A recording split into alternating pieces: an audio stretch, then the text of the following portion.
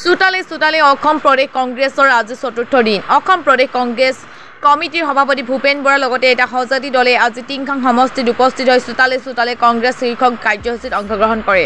এক বিশাল ৰেলীৰে টিংখাং সমষ্টিত তিনিঠেঙীয়া প্ৰেক্ষাগৃহলৈ অসম প্ৰদেশ কংগ্ৰেছ কমিটিৰ সভাপতি ভূপেন বৰাক আদৰণি জনোৱাৰ পিছত দলীয় কৰ্মীসকলৰ সৈতে মত বিনিময় কৰি ৰাইজৰ মনৰ কথা বুজ ল'লে ভূপেন বৰাই।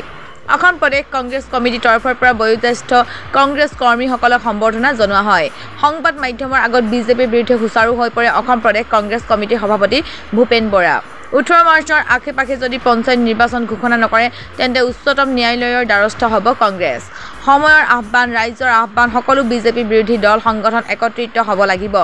এই আহ্বান কংগ্ৰেছ দলে আন্তৰিকতাৰে গ্ৰহণ কৰিছে।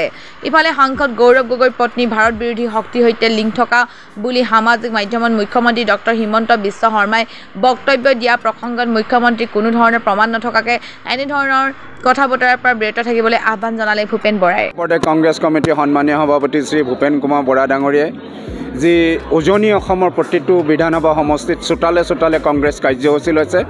আজি চতুৰ্থ দিন, শেষ দিন।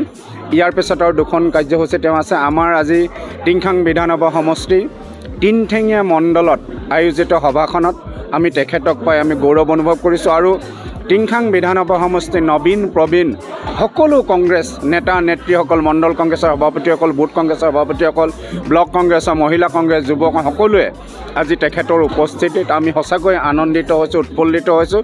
আৰু আহি থকা দিনত ভূপেন কুমাৰ বৰা ডাঙৰীয়াৰ যি আদৰ্শনীয়, যি প্ৰেৰণাময়, উদ্দীপনাময় যিটো তেখেতে আজি পৰামৰ্শ আগবঢ়াইছে, বক্তৃতা আগবঢ়াইছে আৰু জনসাধাৰণে তেওঁৰ পৰা যিখিনি জানিব বিচাৰিছে প্ৰত্যেকটো প্ৰশ্নৰ তেওঁ সুন্দৰভাৱে আজি উত্তৰ দিছে। আৰু তেখেতৰ আজি পদাৰ্পণে আমাৰ টিংখাঙৰ কংগ্ৰেছ, টিংখাঙৰ ৰাইজক অধিক উদ্দীপনাৰে আৰু দলীয় আনুগত্যতাৰে আহি থকা দিনত আমাৰ পঞ্চায়ত নিৰ্বাচন, বিধানসভা নিৰ্বাচনত আমি যুঁজ দিবৰ কাৰণে সদায় কঁকালত টঙালি বান্ধি আগবাঢ়ি যাবৰ কাৰণে আমি আজি সাহস পাইছোঁ। আৰু আপোনালোকক আমি বহুত ধন্যবাদ দিছোঁ। আপোনালোকে এনেকুৱা প্ৰতিকূল বতৰৰ মাজত নেওচিও আমাৰ মাজলৈ আপোনালোকে আমাৰ কথাবিলাক আপোনালোকৰ মাধ্যমে যে আমি ৰাইজৰ মাজলৈ আগবঢ়াই নিব পাৰিছোঁ, আপোনালোকে লৈ যাব খুজিছে, আমি আন্তৰিক ধন্যবাদ আৰু কৃতজ্ঞতা জ্ঞাপন কৰিছোঁ। অসমীয়া জাতিয়ে কথাটো গুৰুত্ব দিয়া নাই। কেলে গুৰুত্ব দিয়া নাই জানে? প্ৰথমতে টিভিত যেতিয়া নিউজটো ওলাল তেতিয়া চবেই খবৰ ল'লে আমাৰ পৰিয়ালতো কোনো যোৱা নাই। তাৰপিছত খবৰ ল'লে আমাৰ গাঁৱৰ পৰাতো কোনো যোৱা নাই। তাৰপিছত কথাটো শেষ হৈ গ'ল। কিন্তু মানুহজন যদি আমাৰ ঘৰৰ হ'লহেঁতেন, মানুহজন যদি আমাৰ গাঁৱৰ হ'লহেঁতেন, আমি মনে মনে থাকিলোহেঁতেন নে? আজি কেইদিনমানৰ আগতে গুৱাহাটীত 5জনী গাভৰু ছোৱালী নিখোজ মাৰি পেলালে।